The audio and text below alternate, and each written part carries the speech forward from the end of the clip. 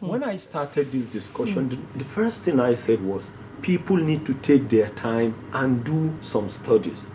For myself as a Nigerian, purely on a platonic basis, just as a Nigerian, I can look at this bill from 3 different perspectives. Just as a Nigerian. One, if I look at it as an oil and gas industry player, the first question I will now ask myself is, to what extent will this help in promoting the direct investment and in ancillary services? That is one, But if I stick just there, I may end up being biased. But I now have to look at myself again as somebody who just want to look at the aggregate economy. And that's where the question of the market women, the pawpaw seller, the Okada rider, that one, you look at it from the aggregate economy point of view. If this bill is passed at all, will there be an improvement in the aggregate economy? And Mr. Balazaka is saying yes, with reasons. Wait. Then secondly, when you look at it now, I look at it purely from the government side. To what extent will this help my government in revenue generation? Because my government now is trying to look at the emphasis probably on royalties. It's possible, maybe in 1993, they put up a joint venture agreement and said, once you drill below any depth deeper than 1,000 meters, free, don't pay anything. So if I look at it today, based on the dynamism and improvement in deep water technology, should my government charge something? The answer is yes. So if you look at that just for me as an individual, I'm looking at this thing from 3 different perspectives. But the only way I tell you that we will appreciate this thing is continuous review and looking at that same PIB. He said something about the powers of the minister. You see, this PIB on its own is divided into parts. And when you divide, it started with the objective, basically. And when it talked about the objective, it started by saying, I don't work for government, but it started by saying that it is going to come and it will transform the legal, fiscal, and regulatory structures of the oil and gas industry. And when you talk about legal, you're talking about contractual. When you are talking about fiscal, you're talking about economic. When you're talking about regulatory, you're talking about procedural. So when the fact that you pass this PIB, it starts by, first of all, repealing the 1969 Petroleum Act. Something that has been obsolete since 1969. Is that not a plus? Then secondly, we need to review these things and look at the technicalities.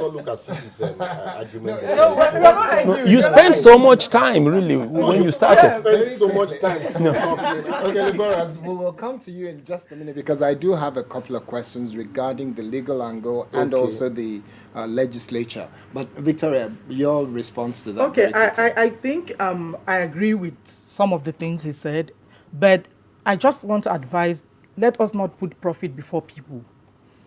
With all the arguments I hear a lot, I see a lot of argument putting profits, income.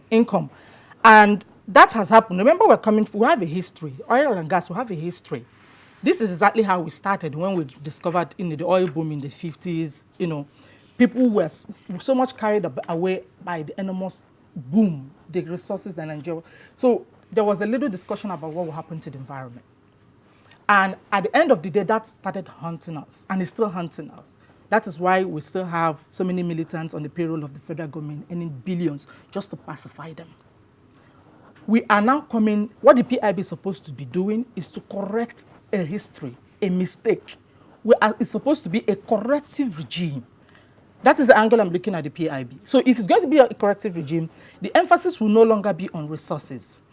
Look, if you look at the environmental plan, according to the PIB, it says the oil companies that will operate post-PIB era will draw up an environmental plan in collaboration, in consultation with the Ministry of Environment. There is no difference between that and now. That is still what is happening. Has that addressed the problem in the Niger Delta? Has that addressed oil pollution, devastation? A few days ago, some committee members, senior committee visited the Niger Delta. They saw young people bathing in crude. So how does the PIB, it's not going to be a silver bullet that will solve all of the problems, but we can, at least that is where the journey towards accountability starts.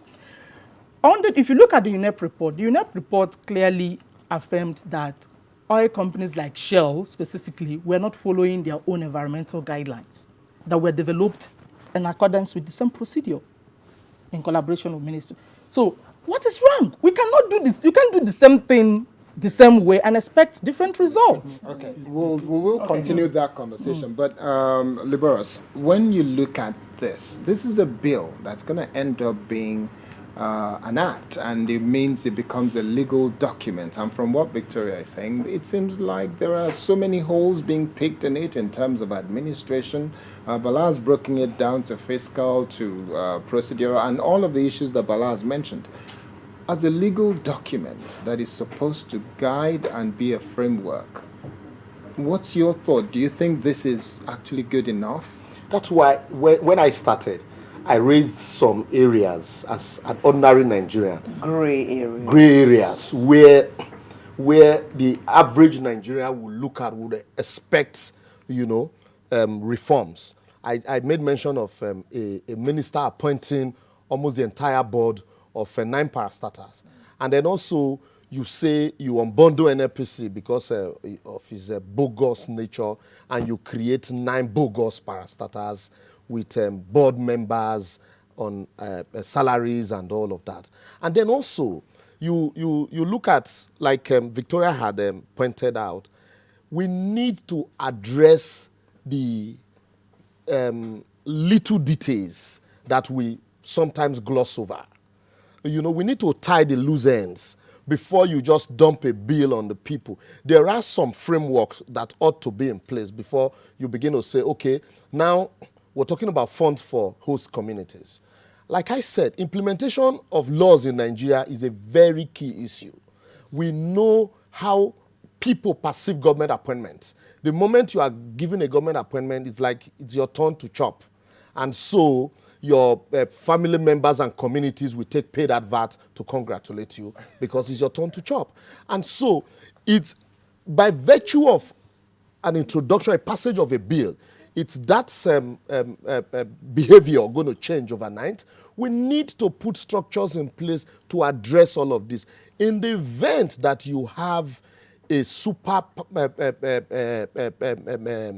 minister, what happens? And also, the 30%, the 70% that is going to be retained by government in the NOC. How we've seen how government manages establishments. Government establishment is nobody's establishment. And so you give 30% to 150 million Nigerians and you retain 70%. That's not the same thing with... Shouldn't it be the other way around? Exactly. That's not the same thing with the other companies who are trying to emulate in other climes, like in Brazil, in Malaysia, and Saudi Arabia, they are mentioned. If you say that you want it to be a beneficial, that government needs to make more money. I beg your pardon, Liberos. We have a caller on the line. Hello, good morning, Mr. Yodele. Hello, good morning. Hello, good morning. Good morning. Please kill the volume of your TV set. Yeah, as far as this petroleum industry bill that is listening to this, all right. I've actually gone through it, and so these people, at times they are not serious. The government, these are our government. When the thing came out, the minister of petroleum came out to say one is fake, the other one is real. Do you understand? So, having gone through it, I discovered that even the first clause there, where they are talking about the petroleum technical group. Hello, are you hearing me? Yes. Are you hearing me? Yes. Yeah, when they are talking about the petroleum technical bureau that will be in the office of the minister, I don't know. Actually, I don't even know the difference between the petroleum technical bureau and the former DPR, which has always been domiciled in the Ministry of Petroleum. And when you go through it more, the petroleum technical bureau, when you check it, it's not well spelled out there, who is going to be the executive director or the DG or company secretary. It's not well spelled out. Having gone through it, you see that they are even trying to exploration aspect of the NNPC with the technical petroleum technical bureau. These people, they are not really serious. They should do things as if they are doing it for Nigeria, not as if they are doing it for themselves. Thank you, Mr. Yedele. We get your point. Thank you.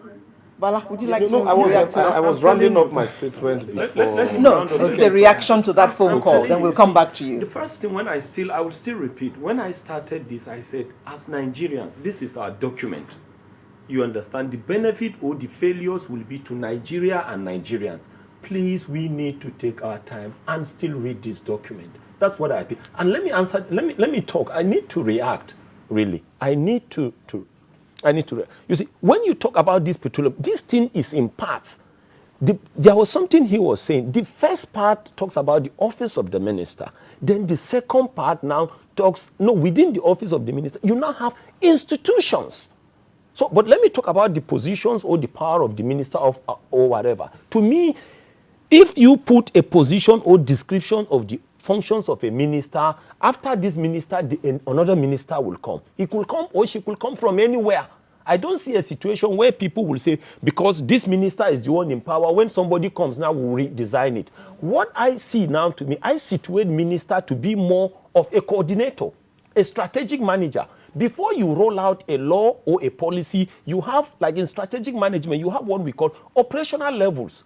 You have tactical levels. These things are discussed and gathered and collated. The minister is just there as a strategic manager. And most of the time, I want to believe there will even be an approval of the executive or federal executive council. So the key thing should be the credentials of somebody who should be the minister of a key industry like the oil and gas industry. And I will expect that to be somebody who has the creativity, the intellectual capabilities, and managerial capabilities. Once the person satisfies that and he's a Nigerian, give him a chance.